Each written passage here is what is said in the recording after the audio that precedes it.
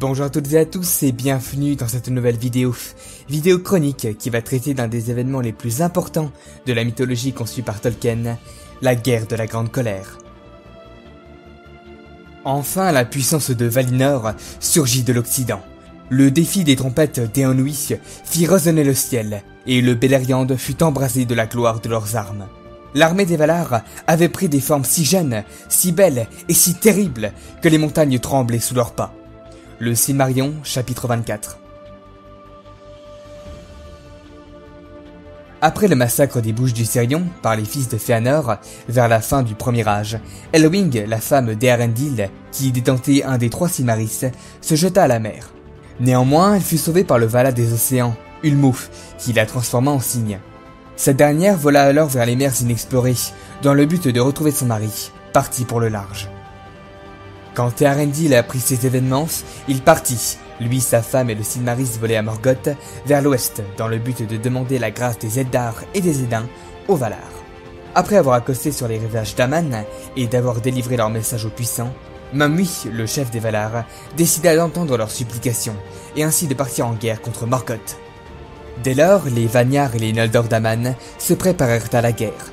Néanmoins, les Teleri refusèrent de prendre part au conflit, ayant un souvenir douloureux du massacre d'Al-Calandei, effectué par les Noldor, près de 600 ans auparavant. Cependant, ils prêtèrent leurs navires aux armées de Manwë pour qu'ils puissent traverser la mer et ainsi atteindre les terres du milieu. Une fois la traversée effectuée, les armées d'Aman se joignirent aux survivants hommes des 3 maisons des Édains, ces derniers voulant se venger de Morgoth. Aucun texte ne nous compte si les nains et les Valar en personne participèrent à cette guerre. L'armée se mit alors en marche vers le nord, vers Angband. La grande bataille commença ainsi dans les plaines d'Orphoglyphe, où Eowyn, le héros de Manwë, chargea ses troupes contre les orques et autres créatures maléfiques. La guerre dura pendant 42 ans. C'est alors que Morgoth, ayant trop peur de sortir lui-même, fit jaillir toutes ses forces d'Angband, notamment ses derniers Balrogs, et surtout les dragons ailés, jusque-là jamais vus en terre du milieu.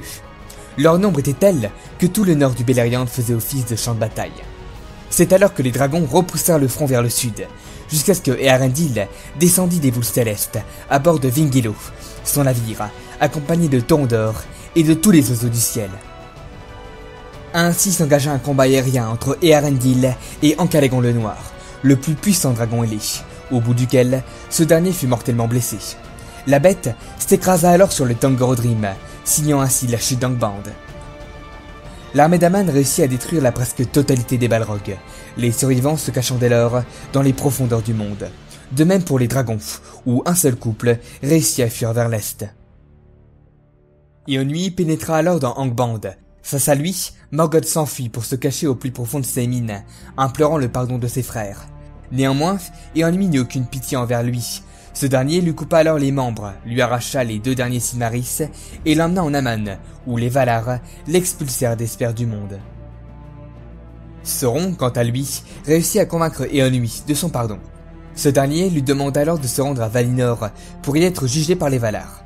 Mais Sauron, par peur, s'enfuit vers l'est. Ainsi prit fin la guerre de la Grande Colère, et avec elle, la quête des Silmarils, et le premier âge de la Terre du Milieu. Ces événements eurent de telles conséquences que tout le Beleriand fut noyé sous les eaux.